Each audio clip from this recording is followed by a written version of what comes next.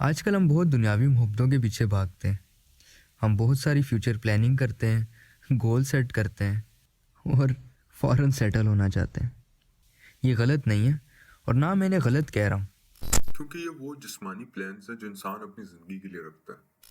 لیکن کیا آپ خدا کی محبت اور اس کے شاندار منصوبے کو بھی جو آپ کی زندگی کے لیے جانتے ہیں؟ تو اگر آپ نہیں جانتے اور جاننے کی خواہش رکھتے ہیں تو آئیے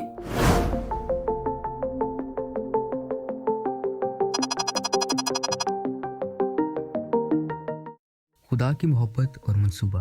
کیونکہ خدا نے دنیا سے ایسی محبت رکھی کہ اس نے اپنا اکلوتا بیٹا بخش دیا تاکہ جو کوئی اس پر ایمان لائے ہلاک نہ ہو بلکہ ہمیشہ کی زندگی پائے.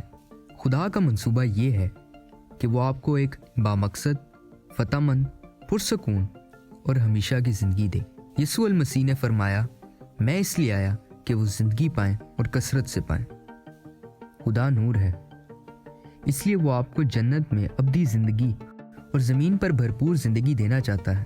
خدا کائنات اور آپ کا خالق ہے اور آپ سے بہت زیادہ محبت کرتا ہے. لیکن ہمارا مسئلہ یہ ہے کہ ہم تاریکی میں جی رہے ہیں. گناہوں کی وجہ سے ہمارے دلوں کے اندر تاریکی ہے, جیسے کہ لالچ, غرور, خود غرضی اور نفرت. اسی لیے ہمارا تعلق خدا سے ٹوٹ گیا ہے. ایک دن ہم مر جائیں گے اور اپنے گناہوں کی وجہ سے سزا پائیں گے. لیکن کتاب مقدس کی پیشن گوئیوں کے مطابق حق تعالیٰ نے اپنے بیٹے یسوع المسیح کو ہمیں بچانے کے لیے بھیجا. یسوع المسیح نے ہمارے گناہوں کا کفارہ ادا کرنے کے لیے صلیب پر جان دی. کلام مقدس کی پیشن گوئیوں کے مطابق یسوع مسیح تیسرے روز مردوں میں سے جی اٹھے اور آسمان پر جانے سے پہلے یسوع مسیح اپنے شاگردوں اور 500 سے زائد بھائیوں کو ایک ساتھ دکھائی دیا اور یسوع مسیح نے موت پر فتح پائی. اور اسی لیے وہ دعویٰ کرتا ہے اور کہتا ہے کہ راہ, حق اور زندگی میں ہوں, کوئی میرے وسیلہ کے بغیر باپ کے پاس نہیں جا سکتا.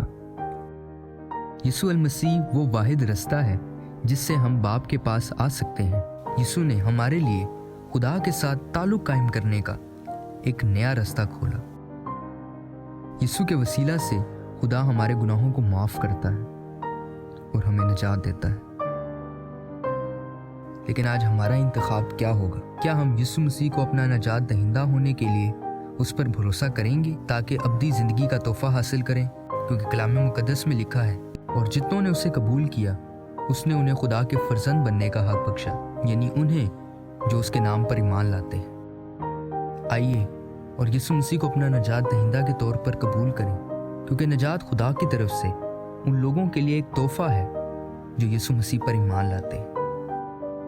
آئیے اس تحفے کو قبول کریں اور ابدی زندگی میں داخل ہوں. آمین.